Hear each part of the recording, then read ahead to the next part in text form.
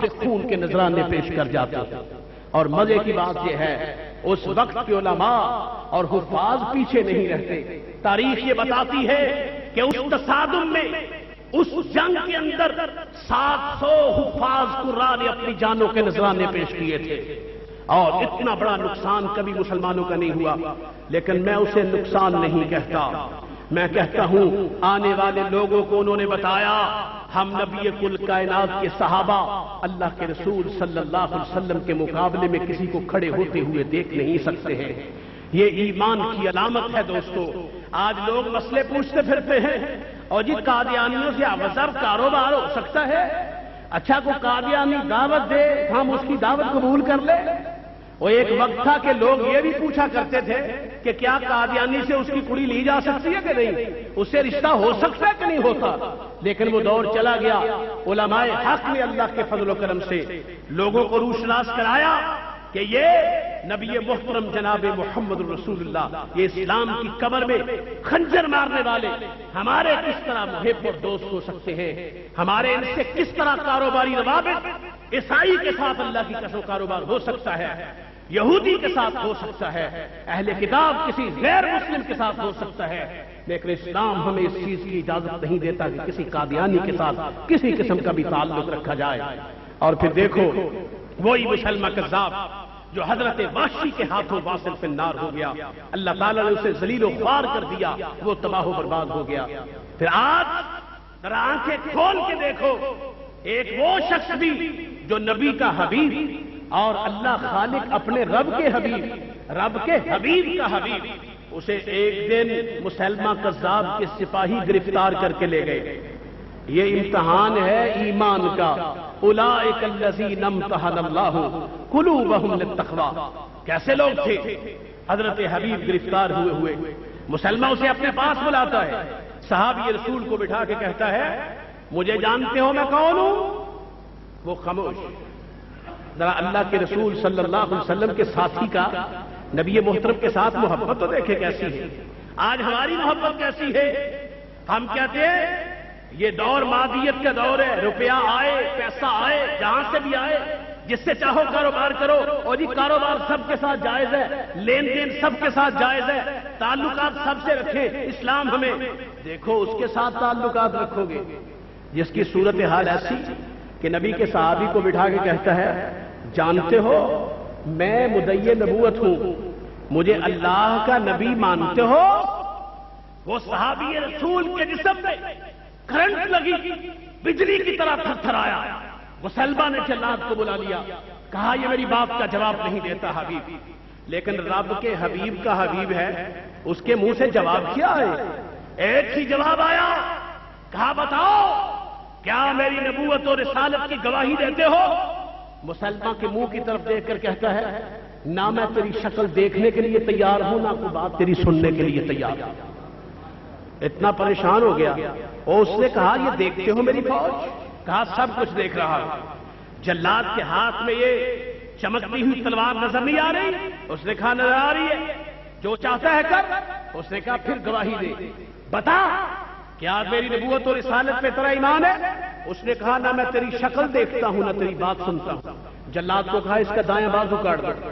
جلاد آگے بڑھا، اس نے تلوار ماری، حبیب کا دایاں بازو جسم سے جدا ہو گیا، بازو کٹا ہوا، خون کا فوارہ نبی کے اس غریب کا بہ رہا، آقا کے غلام کا لہو نکل رہا ہے۔ پھر وہ مخاطب کر کے کہے مسلمان بتاؤ میری نبوت اور رسالت کے بارے تیرا کیا خیال ہے؟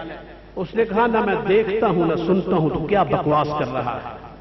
جلاد کو بلایا، کہا دوسرا بازو کاٹو۔ اس نے تلوار ماری، بایاں بازو بھی جسم سے جدا کر دیا، بازو کٹے ہوئے، خون کے فوارے نکل رہے ہیں۔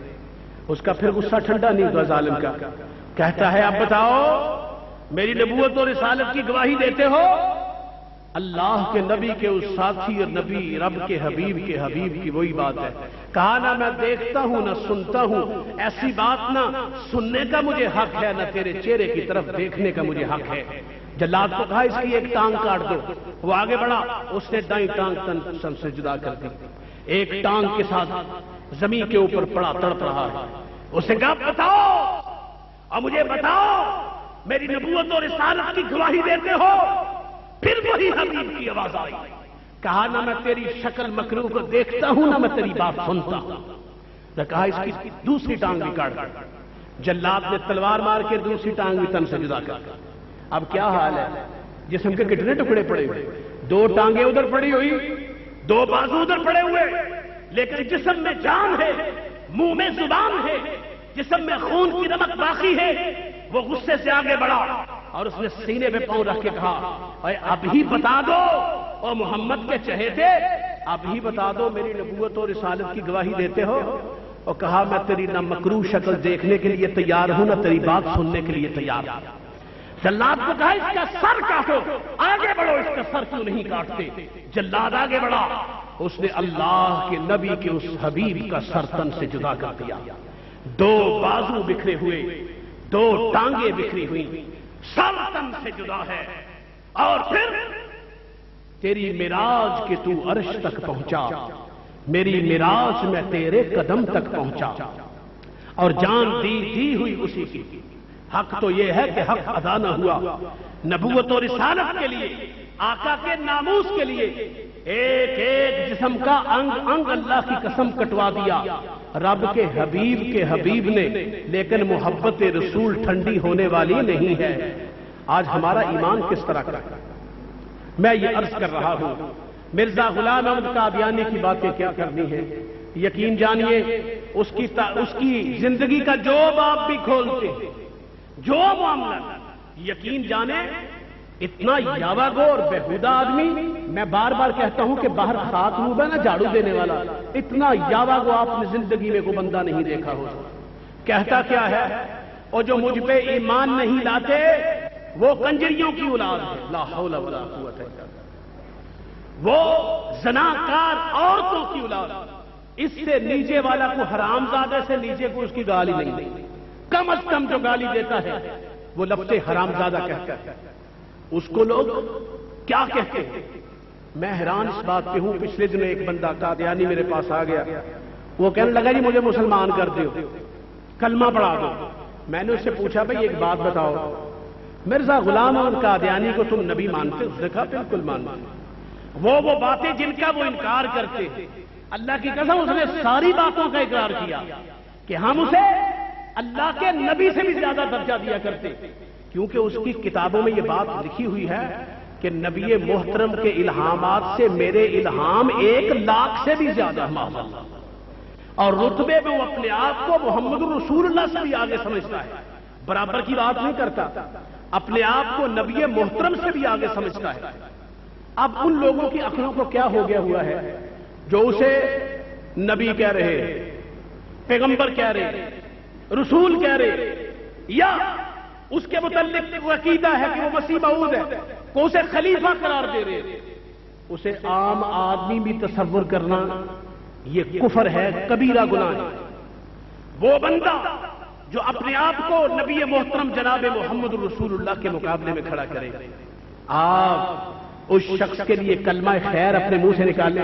میں یہ نہیں کہتا کہ اس کی طرح گالیاں دی جائیں، ہمارا دین ہمیں اس چیز کی اجازت نہیں دیتا، جتنا بےہودہ وہ بکتا ہے اس طرح کی بےہودگی کی اجازت ہمیں ہمارا دین نہیں دیتا ہے، نہ ہم اس طرح کی یاوہ گوئی اور بےہودگی اس کے متعلق کرنے کے لیے تیار ہیں، لیکن یہ ضرور بتائیں گے، یقین جانو یہ وقت آنے والا ہے، یہ وقت آنے والا ہے، اگر ان کے آگے باندھ نہ باندھا گیا، میں آپ کو یہ بتاؤں یہ ملک مشرقی اور مغربی پاکستان 2 لخت ہوا ان کی سازشوں سے ہوا، اور آنے والے سن 2015 میں دنیا کے نقشے سے جو اس پاکستان کو مٹا دیا گیا ہے وہ ساری کی ساری قادیانیوں کی سازش ہے، گن گن کے ہمارے ساتھ بدلے لے رہے۔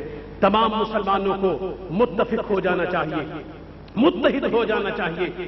اگر صحابہ اکرام کے خون اللہ کی قسم نبی کل کائنات کے ناموس کے لیے قربان ہو سکتے ہیں تو ہمارے خون ان کے خونوں سے قیمتی خون نہیں ہے۔ اگر جنگ یمامہ میں 6000 اپنے خون کا نذرانہ پیش کر سکتے ہیں تو صحابہ اکرام کے ایک قطرہ خون سے پوری امت کے خون کو قربان کیا جا سکتا ہے۔ انہوں نے نبی کل کائنات کے ناموس کے لیے اپنی جانوں کے نذرانے پیش کر دیے، کیوں نہ کرتے کہ خوشبو ہے دو عالم میں تیری اے گلے چیدہ، خوشبو ہے دو عالم میں تیری اے گلے چیدہ، میں کس منہ سے بیان کروں تیرے اوصاف حمیدہ، تجھ سا کوئی آیا ہے نہ آئے گا جہاں میں، تجھ سا کوئی آیا ہے نہ آئے گا جہاں میں، دیتا ہے گواہی یہی عالم کا جریدہ۔ اے رحمت عالم تیری ہر بات ہے سچی، میرے دیدہ سے بھی بڑھ کر ہے تیرے لب سے شنیدہ۔ اے رحمت عالم تیری یادوں کی بدولت کس درجے سکون میں ہے میرا قلب تپیدہ۔ تو روح چمن، روح سمن، روح زمانہ، تو جانے جہاں، جانے غزل، جانے قصیدہ۔ نبی محترم جناب محمد رسول اللہ مقتدا، رہنما، پیشوا، اور پھر یہ کل قیامت کے دن اگر کوئی چاہتا ہے کہ نبی کل کائنات کے حوض سے پیے اور آقا علیہ السلام کی صحبت نصیب ہو جائے اور نبی کل کائنات علیہ السلام کی شفاعت کا مستحق ٹھہرے، آپ کے ساتھ سے دخول جنت نصیب ہو جائے، تو وہ اپنی زندگی کا مشن بنائے کہ فتنہ قادیانیت کو اپنی قوت کے مطابق دبانے کی کوشش کرے گا، تحریر کے ساتھ، اپنی تقریر کے ساتھ، اپنی جسمانی قوت کے ساتھ، اپنی مالی قوت کے ساتھ، اپنی ذہنی صلاحیتوں کے ساتھ۔